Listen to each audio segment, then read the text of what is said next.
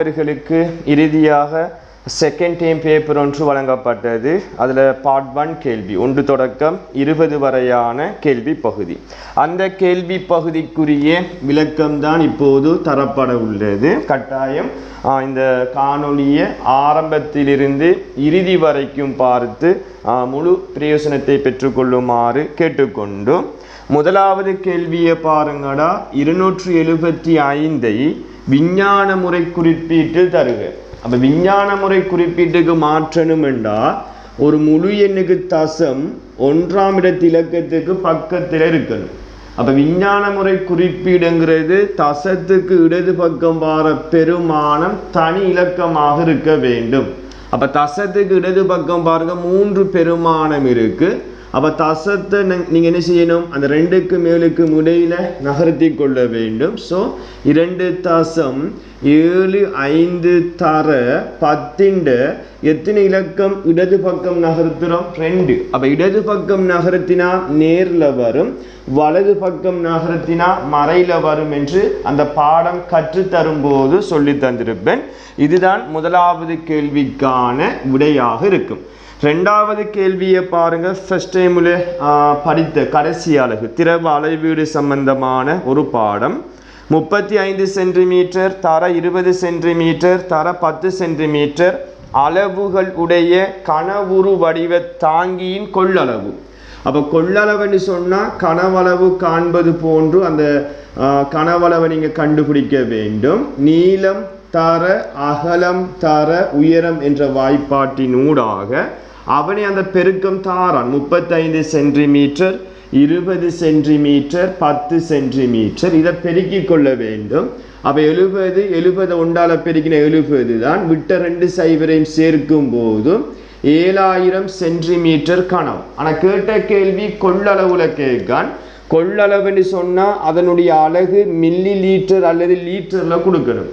அப்போ நீங்கள் மில்லி லீட்டரில் கொடுக்க போறீங்கன்னு சொன்னால் 1 சென்டிமீட்டர் கனம் 1 மில்லி லீட்டர் என்று படிச்சிருக்கும். அப்போ 7000 சென்டிமீட்டர் கனம் 7000 மில்லி லீட்டர் என்று விட வரும். அல்லது அதை லீட்டருக்கு மாற்றணும் என்று சொன்னால் 1000ஆல் பிரிக்கும் போது 7 லிட்டர். அப்போ நீங்கள் 2 விடையில் ஆன்சர் எழுத முடியும். ஒன்று 7000 மில்லி லீட்டர், இன்னொன்று 7 லிட்டர். அப்போ கொள்ளளவு என்று சொன்னால் ஒரு அலகு வந்து ml அல்லது எல்லில் வரும். அப்போ அவனை எந்த அலகுல என்று மென்ஷன் பண்ணல, தாங்கியின் கொள்ளளவை காண்க என்று மட்டும் சொல்லப்படுது. நீங்கள் 2 விடையில் எதை கொடுத்தாலும் சரி. அப்போ 7000 மில்லி லீட்டர் அல்லது 7 லிட்டர் என்று வரும். 3வது கேள்வி 3 அடைப்பு 5x சக 2 சய x சக 1 சுருக்குக என்று சொல்லப்படுது. அப்படின்னு சொன்னால் இந்த 3ஆல் அடைப்பை நீக்க வேண்டும். நீக்கும் போது 15x ஆக 3 6 இந்த மறை x அப்படியே வரும், சக 1 அப்படியே வரும். 15xலிருந்து 1x கழிப்படுது, கழிப்பட்டால் 14x என்று வரும். சக 6 சக 1 சக 7 என்று வரும். இதை மறுபடியும் சுருக்க முடியாது. அப்போ இறுதி விடை 14x சக 7 என்று கிடைக்கும்.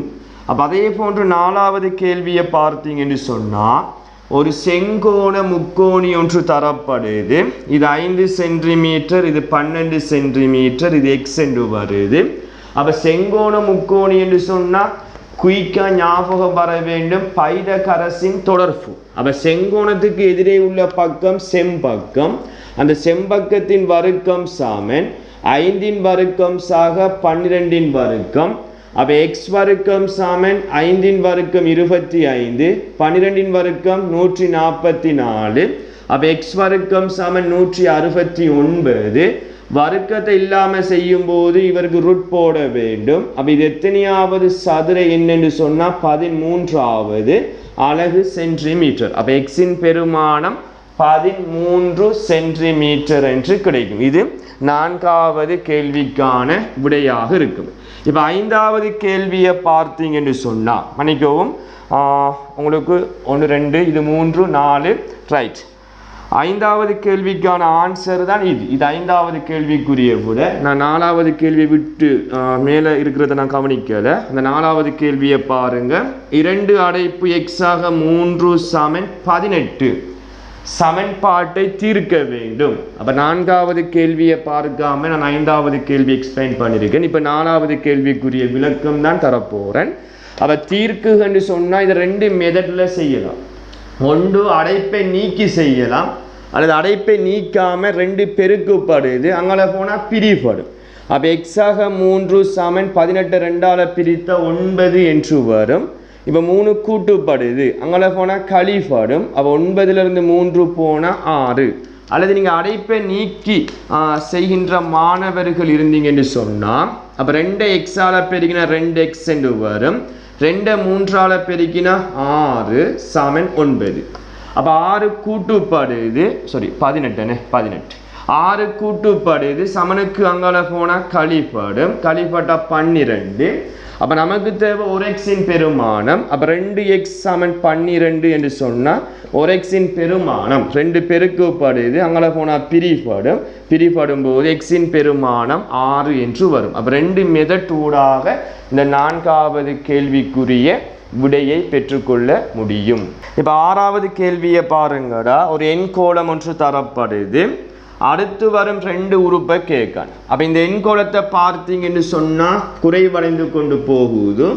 12 7ஆக மாறுது என்றால் 5 குறைவடையுது. 7 2ஆக மாறுது என்று சொன்னால் 5 குறைவடையுது. அப்போ நீங்கள் பொது வித்தியாசம் பார்த்தாலும் அது எத்தனையாக குறைவடைகின்றது என்பது உங்களுக்கு புரியும். அப்போ யாதாயினும் ஒரு உறுப்பிலிருந்து அதற்கு முந்தைய உறுப்பை கழிக்கும் போது பொது வித்தியாசம் மறையில் வந்தால் எண்கோளம் குறைவடைந்து கொண்டு போகும். எத்தனையாக குறைவடைந்து கொண்டு போகுது? 5 5ஆக குறைவடையுது. இப்போ கேள்வி பொது வித்தியாசம் கேட்கல. அடுத்து வரும் 2 உறுப்பை கேட்டால் 2லிருந்து 5 போனால் மறை 3, மறை 3லிருந்து 5ஐ கழிக்கும் போது மறை 8. இப்படி அந்த 2 மறை பெருமானத்தில் விடையாக கிடைக்கும். இப்போ 7வது கேள்வி தரப்பட்டுள்ள நேர்கோட்டின் படித்திறன் 2 நேர்கோட்டின் சமன்பாட்டை கேட்கணும். அப்போ இதை தெளிவாக விளங்கி கொள்ளுங்க பிள்ளைகள். இது ஒரு வரைவு கேள்வி. நிலைக்குத்தாக வாரது y அச்சு, கிடையாக வாரது x அச்சு. ஒரு நேர்கோட்டினுடைய பொதுவான சமன்பாடு y சமன் mx ஆக c. அப்போ yயும் xங்கிறது அந்த சமன்பாட்டில் வந்து கொண்டே இருக்கும். y அச்சு இது x அச்சு, mங்கிறது படித்திறன், cங்கிறது வெட்டுத்துண்டு. படித்திறன் தரவுல சொல்லப்படுது நேர் 2 என்று சொல்லப்படுது. அப்போ நம்ம வெட்டுத்துண்டை கண்டுபிடிக்கணும். வெட்டுத்துண்டை எப்படி கண்டுபிடிப்பது என்று சொன்னால் இந்த வரைவு இந்த நேர்கோடு y அச்சு, இந்த y அச்சு எதில் வெட்டுது அதான் வெட்டுத்துண்டு. அது நேர்லையும் வெட்டலாம் மறையிலையும் வெட்டலாம். அப்போ வெட்டக்கூடிய பகுதியை பாருங்க, பெருமானம் மறை 2. அப்போ வெட்டுத்துண்டு மறை 2 என்று கண்டுபிடிக்க வேண்டும். கண்டுபிடித்து பொதுவான சமன்பாட்டை போட்டு y அப்படியே வரும், mக்கு 2 x அப்படியே வரும். வெட்டுத்துண்டு மறை 2 cங்கிறத வெட்டுத்துண்டு, c வெட்டுத்துண்டு. அந்த வெட்டுத்துண்டு மறை 2 என்பதனால இந்த cக்கு பதிலாக மறை 2 போடணும். ஸோ இந்த நேர்கோட்டின் சமன்பாடு y சமன் 2x சமம் 2 என்று கிடைக்கும். அப்போ கேள்வியும் அதான், அந்நேர்கோட்டின் சமன்பாட்டை காண்க என்று சொல்லப்படுது. அப்போ y சமன் 2x சமம் 2 என்று கிடைக்கும். இப்போ 9வது கேள்வி, சரி இது 6வது, இதான் 7வது கேள்வி. 8வது கேள்வி வந்து இவ்வாறு ஒரு படம் ஒன்று தரப்படுது. இது சமாந்தரம், இது 120 பாகை, இது a என்று தரப்படுது. அப்போ சமாந்தரம் என்று சொன்னால் 3 கோணம் ஞாபகம் வர வேண்டும். ஒன்றிவிட்ட கோணம், ஒத்த கோணம், நேய கோணம். அப்போ இதுக்கு ஒன்றிவிட்ட கோணம் ஒத்த கோணம் பொருந்தாது. அப்போ நேய கோணம்ங்கிறது பாவடிவத்தை கொண்டிருக்கும். நேயம் பாவடிவம், 2ஐயும் கூட்டும் போது மிகை நிரப்பி, அதாவது 180 பாகை. அப்போ 120ஐயும் ஏயையும் கூட்டினா அது 180க்கு சமம். அப்போ 120 கூட்டுப்படுது அங்கே போனால் கழிப்படும். அப்போ ஏயின் பெருமானம் 60 பாகை என்று கிடைக்கும். இதே போன்று 9வது பாருங்கடா. சுருக்குக 3ன் வர்க்கம் பிராக்கெட் மறை 1 வந்தால் நம்ம சுட்டி என்ற பாடத்தில் வலுவின் வலு என்ற பாடம் படிச்சிருக்கோம். அப்போ அந்த 3 அப்படியே வரும். 2 மறை 1ஆல் பெருக்கும் போது மறை 2 வரும். அப்போ இது ஒரு மறை சுட்டி. நேர் சுட்டியாக மாற்றும் போது ஒன்றின் கீழ் 3 வர்க்கம் என்று கிடைக்கும். இதுதான் கடைசி விடையாக இருக்கும். அரை சுட்டி வந்தால் நேர்ச்சுட்டியாக மாற்றிக்கொள்ள வேண்டும். அப்போ 10வது கேள்வி காரணி காண்க என்று சொல்லப்படுது. அப்போ 2 உறுப்புகள் வரும்போது படிச்சிருக்கம் a வர்க்கம் சய b வர்க்கம் வடிவில் இருந்தால் ஒன்றை கழித்தலாகவும் இன்னொன்றை கூட்டலாகவும் எழுத முடியும். அப்போ இதை பாருங்க, வர்க்கத்தில் இருக்கு 25 வர்க்கமாக மாற்ற முடியும். சதுர எண் என்பதனால மாற்ற முடியும். அப்போ a வர்க்கம் சய b வர்க்கம் வடிவில் இருப்பதனால ஒன்றை கழித்தலை போட்டிங்கன்னா அடுத்தது கூட்டல் வரும். அல்லது இங்கே கூட்டலை போட்டிங்கன்னு சொன்னால் மற்றைய அடைப்புக்குள்ள கழித்தல் எக்ஸாக 5 என்று சொன்னால் எக்ஸாக 5 வரும். அல்லது எக்ஸாக 5 என்று சொன்னால் அங்கால எக்ஸாக 5. அப்போ ஒன்றை கழித்தலாகவும் மற்றையதை கூட்டலாகவும் எழுதி கொள்ள வேண்டும். 11வது கேள்வி சதவீதம் சார்ந்த, சதவீதம் என்ற பாடத்தில் கற்ற ஒரு கேள்விதான் வந்திருக்கு. வியாபாரி ஒருவர் மாம்பழம் ஒன்று ரூபாய் 10 வீதம் 50 காய்களை வாங்கி அதை 13 ரூபா வீதம் விற்பனை செய்தார். அவருக்கு கிடைக்கும் லாபம் எவ்வளவு கேட்டால் இலகுவாக பார்க்கின்ற முறை ஒரு மாம்பழத்தை 10 ரூபா படி வாங்கி 13 ரூபா படி விற்கார். அப்போ ஒரு மாம்பழத்தால் கிடைக்கிற லாபத்தை பார்க்கணும் என்று சொன்னால் 13லிருந்து விற்ற விலையிலிருந்து ஒரு மாம்பழத்தை வாங்கிய விலையை கழிக்கும் போது ரூபாய் 3 ரூபா லாபம் கிடைக்கும். கேள்வி என்ன கேட்கான், அவருக்கு கிடைக்கும் மொத்த லாபம் எவ்வளவுன்னு கேட்டால் எத்தனை மாம்பழம் அப்படி வாங்கியிருக்கின்றார் 50. அப்போ 50 3ஆல் பெருக்கணும். காரணம் ஒரு மாம்பழத்தை விற்கிறதால 3 ரூபா லாபம் என்று சொன்னால் 50 மாம்பழத்தை விற்பதனால கிடைக்கும் லாபம் எவ்வளவுன்னு கேட்கப்படுது. 50 3ஆல் பெருக்கும் போது 150 ரூபாய் லாபம் கிடைக்கும். அல்லது நீங்கள் வாங்கின விலை 10 ரூபா படி வாங்குறீங்க 50 என்று சொன்னால் 50 10ஆல் பெருக்கினா மொத்த செலவு 500 என்று வரும். ஒரு மாம்பழத்தை 13 ரூபா படி விற்கிங்க. அப்போ 50ஐயும் 13 ரூபா படி விற்கும் போது விற்ற மொத்த விலை 650 என்று வரும்.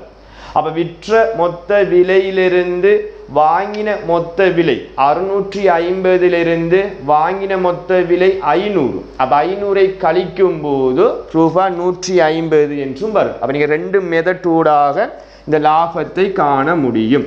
இந்த 12வது கேள்வி இது ஒரு சரிவகத்தினுடைய பரப்பளவு சம்பந்தமான, பரப்பளவுங்கிறது தேர்ட் டைமில் தான் இருக்குது, இருந்தாலும் ஒரு கேள்வியை போட்டிருக்கான். கேள்வி என்னென்னு சொன்னால் சரிவகத்தின் பரப்பளவு ஏ எண்ணின் அந்த ஏயிற்கான சூத்திரத்தை, அதாவது a, b, h சார்பில் அந்த சூத்திரத்தை பெற்றுக்கொள்ளணும் என்றால் நீங்கள் ஞாபகம் வைத்துக் கொள்ளுங்கடா, பரப்பு சமன் அறத்தர இரு சமாந்தர பக்கங்களின் கூட்டுத்தொகை தர செங்குத்து உயரம். அறத்தர சரிவகம் என்கிறது பிள்ளைகள் ஒரு சோடி எதிர்பக்கம் மட்டும் சமாந்தரமாக இருக்கு.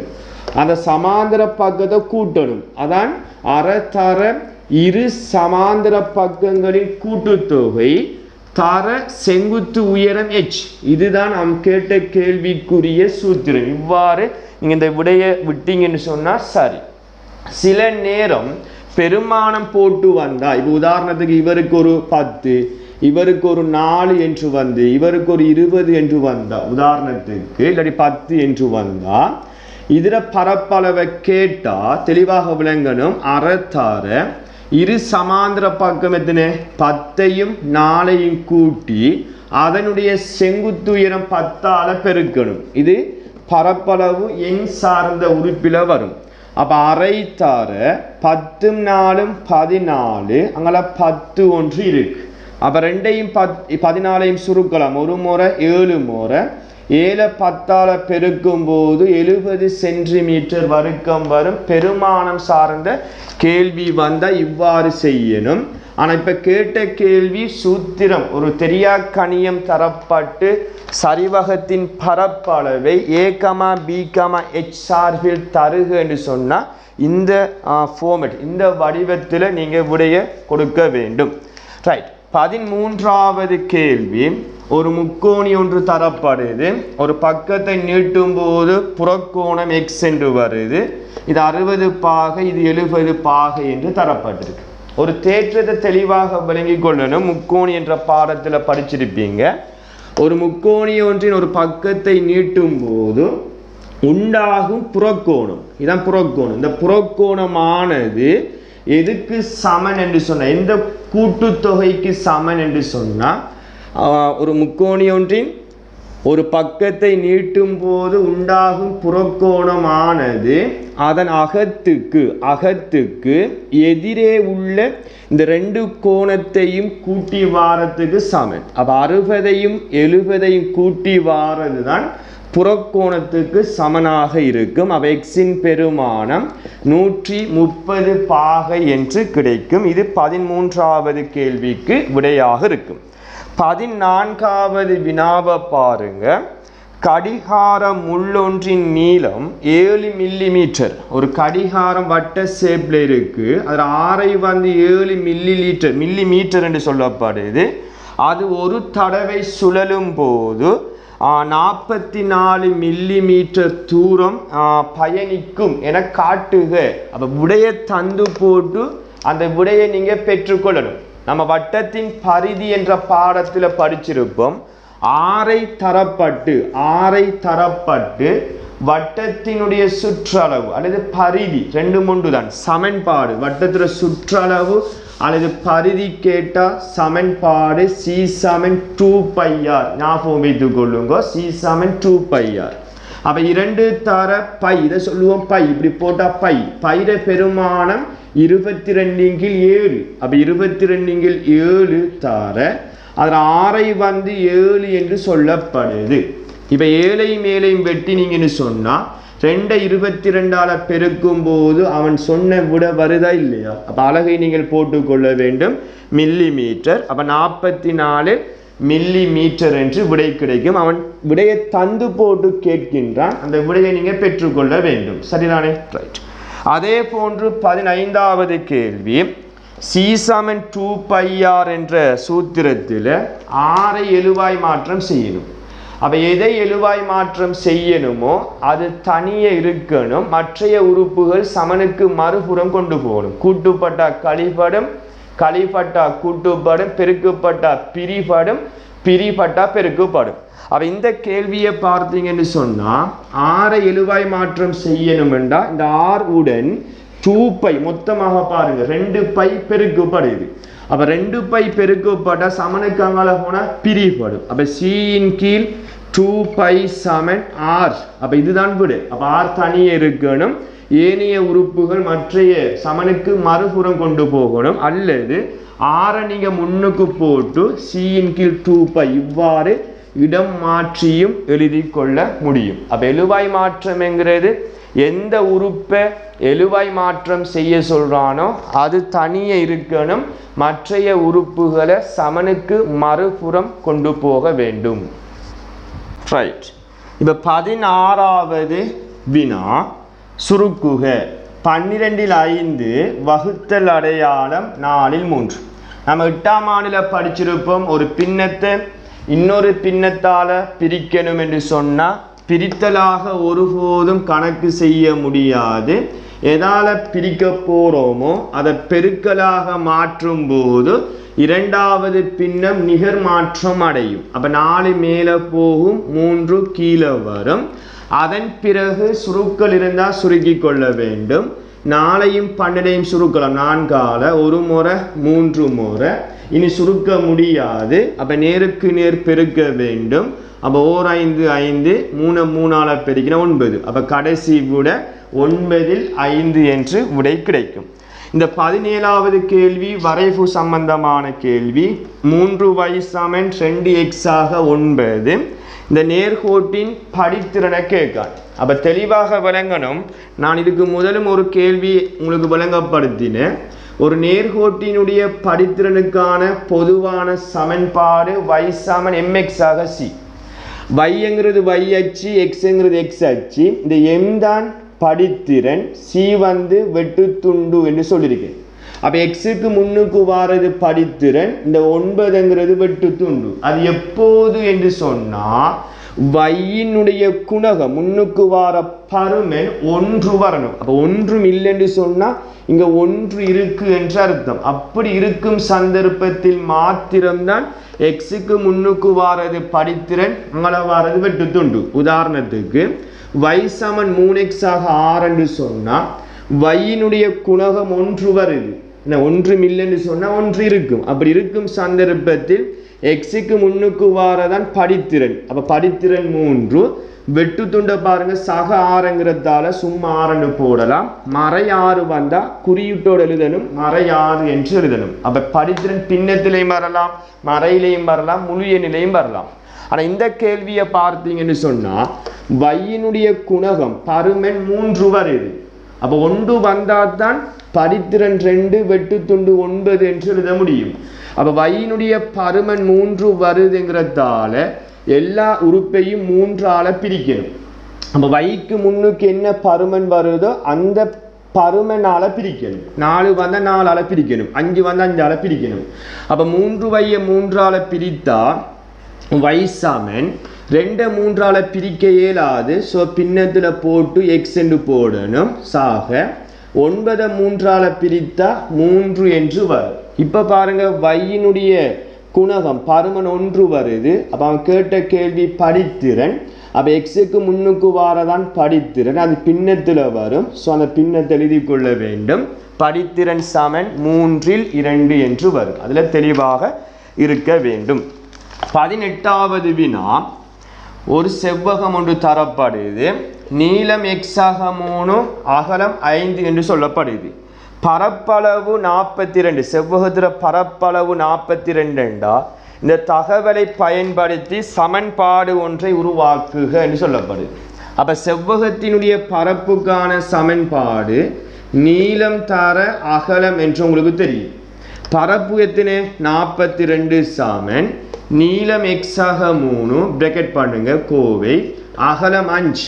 அப்போ ஒரு சமன்பாட்டு வடிவத்தில் கேட்கறதால 42 சமன் இந்த 5 எக்ஸாலையும் 3ஆலையும் அடைப்பை நீக்கும் போது 5x ஆக 5 15. அப்போ இதான் அவன் கேட்ட கேள்விக்குரிய விடையாக இருக்கு. இது ஒரு சமன்பாட்டு வடிவத்தில் வருது. இவ்வாறு எழுதலாம், அல்லது 5x ஆக 15 சமன் 42 என்றும் போட்டுக்கொள்ள முடியும். இது 18வது கேள்விக்கான விடையாக இருக்கும். தீர்க்க சொன்னாதான் ஒன்று கூட்டுப்பட்டா சமனுக்கு அங்கால போனால் கழிப்படும், பெருக்கப்பட்டா பிரிப்படும். அப்போது எக்ஸின் பெருமானம் வரும்.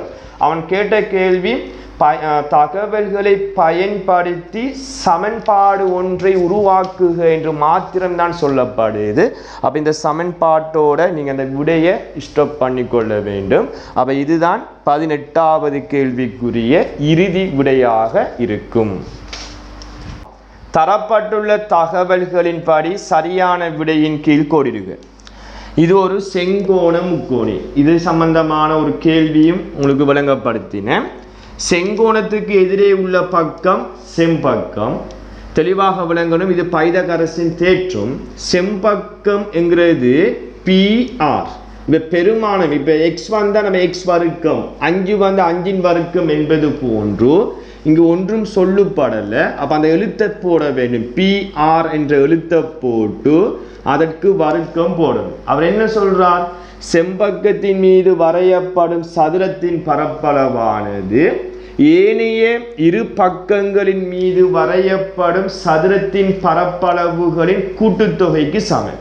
அதனால இங்கே என்ன எழுத்து வருதோ அதை வர்க்கிக்க வேண்டும். அப்போ PR வர்க்கம் எதுக்கு சமன் என்று சொன்னால் PQ வர்க்கம் சக QR வர்க்கம், அல்லது QR வர்க்கம் சக PQ வர்க்கம் எப்படியும் எழுதலாம். இதே விட இந்த 4 ஆப்ஷன்ல எங்கேயாவது இருக்கான்னு பாருங்க. PR வர்க்கம் என்ன இருக்கு, PQ வர்க்கம் இருக்கு, QR வர்க்கம் இருக்கு. ஸோ நீங்க விடையை பார்த்து எது வரும்ங்கிறத பார்த்து கொள்ளாம நம்ம விடையை கண்டுபிடித்து விட்டு அந்த விடை அவன் தரப்பட்ட ஆப்ஷன்ல இருக்காங்கிறத பார்த்து நீங்க என்ன செய்யணும், அந்த விடையை தெரிவு செய்து கொள்ள வேண்டும். இப்போ 20வது கேள்வி, கடைசி கேள்வியை பாருங்க. ஒழுக்கு சம்பந்தமான ஒரு கேள்வி. BAC எப்போது கோணம் உருவாகும் என்ற ஒரு கேள்வி கேட்டால் உங்களுக்கு தெரியும், ரெண்டு பக்கங்கள் ரெண்டு நேர்கோட்டு துண்டம் சேரும் போது கோணம் உருவாகும். அப்போ AB என்ற நேர்கோட்டு துண்டமும் AC என்ற நேர்கோட்டு துண்டமும் ஜாயின் பண்ணுறதால அப்போ A என்ற இடம் அந்த உச்சி A ஆக இருக்கும். இந்த இடத்துல தான் கோணம் உருவாகும். கேள்வி வந்து AB, AC என்பவற்றிலிருந்து இந்த ரெண்டு பக்கத்திலையும் இருந்து சமதூரத்தில் அசையும் புள்ளியின் ஒழுக்க வரை என்று சொன்னால், அப்போ இவ்விடத்தை நீங்கள் கவராயத்தின் ஊசியை வைத்து ஒரு சிறிய தூரத்தை எடுத்து என்ன செய்ய வேண்டும், இந்த ரெண்டு பக்கத்தையும் வெற்ற மாதிரி ஒரு வில் ஒன்று வரைய வேண்டும். அந்த வில் வந்து அந்த நேர்கோட்டினுடைய ரெண்டு பக்கத்திலையும் என்ன செய்யும், முற்ற விடத்தை நீங்கள் மார்க் பண்ணி விட்டு இவ்விடத்தில் கவராயத்தில் ஊசை வைத்து அளவை மாற்றலாம் என்று சொன்னால் கூட்டலாம் அல்லது குறைக்கலாம். நீங்கள் கூட்டிக் கொள்ளுங்க. அப்போ இவ்விடத்தை கவராயத்தின் ஊசி பகுதியை மார்க் பண்ணி பென்சிலால் நீங்கள் என்ன செய்யணும், கவராய அந்த டிஸ்டன்ஸ் அந்த தூரத்தை நீங்கள் அகட்டி போட்டு ஒரு வில் ஒன்று வரைந்து கொள்கிறேன். நீங்கள் எந்த தூரத்தில் இந்த வில் வரைந்தீங்களோ அந்த தூரத்தை மாற்றாமல் இவ்விடத்தில் ஊசை வைத்து கொண்டு மறுபடியும் ஒரு வில் வரையும் போது அந்த ரெண்டு விட்களும் சந்திக்கிற புள்ளியை மார்க் பண்ணி அடிமட்டம் சூழலை பயன்படுத்தி இந்த ஏயையும் அந்த மார்க் பண்ணின இடத்தையும் நீங்கள் கோடு போட வேண்டும். அந்த கோட்டினுடைய பெயர் தான் இந்த ஒழுக்கினுடைய கோண இரு சமக்கூராக்கியாக இருக்கும். அப்போ இந்த கோணம் 60 பாகை என்று சொன்னால் இந்த ரெண்டு கோணங்களும் சமனாக பிரியும். 30 பாகை 30 பாகையாக பிரியும். அப்போ இந்த ஒழுக்கினுடைய பெயர் தான் கோண இரு சம கூராக்கி என்கிறத நீங்கள் புரிந்து கொள்ள வேண்டும். அப்போ இவ்வளவு தான் இறுதியாக உங்களுக்கு குழுமத்தினூடாக வழங்கப்பட்ட 1 தொடக்கம் 20 வரையான கேள்வி பகுதிக்குரிய விளக்கம் பிள்ளைகள். இதை முழுமையாக நீங்கள் பார்த்து பிரயோசனத்தை பெற்றுக்கொள்ள வேண்டும். அடுத்த வகுப்பில் ஏற்கனவே வழங்கப்பட்ட அந்த வினாத்தாளினுடைய பார்ட் 2 உங்களுக்கு வழங்கப்படும். அதன் பிறகு அதற்குரிய விளக்கங்கள் தரப்படும் என்பதை கூறி விடைபெறுகின்றேன். நன்றி, வணக்கம்.